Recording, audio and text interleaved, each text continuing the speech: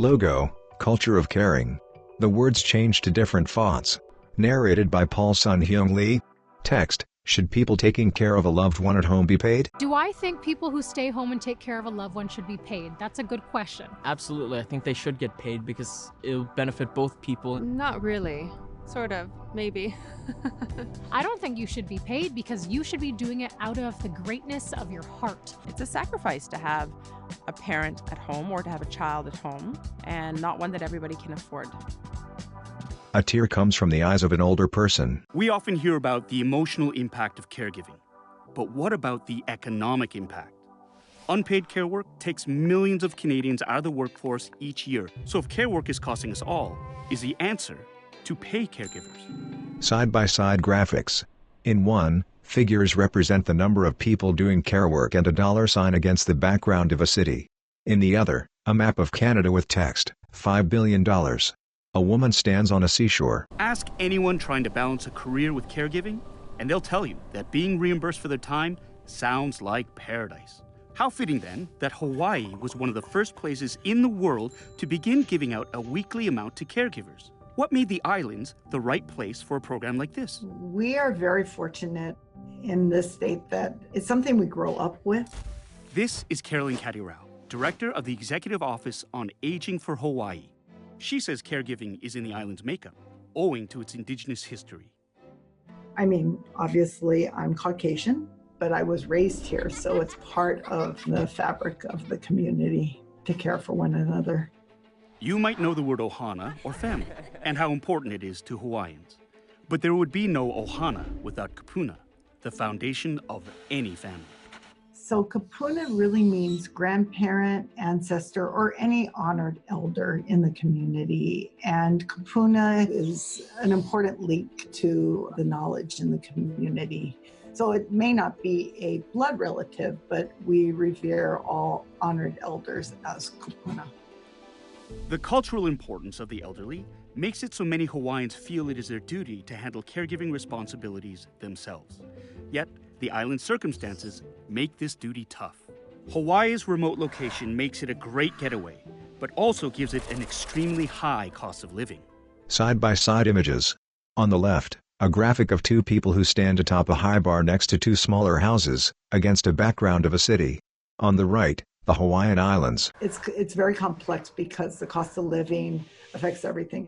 Side-by-side images. On the left, the Hawaiian Islands. On the right, text, elder care costs.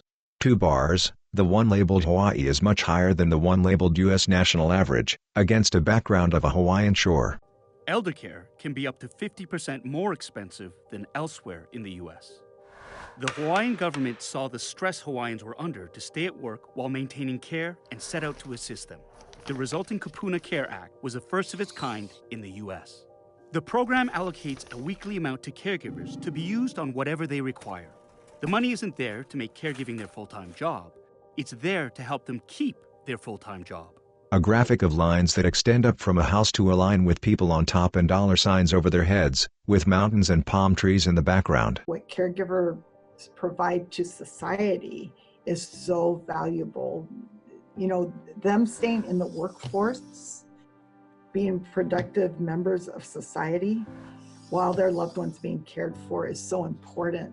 A provider pushes a person in a wheelchair. When we discuss how to improve caregiving, so often our focus is on those receiving care. Yet, every care relationship is made up of 2 parts.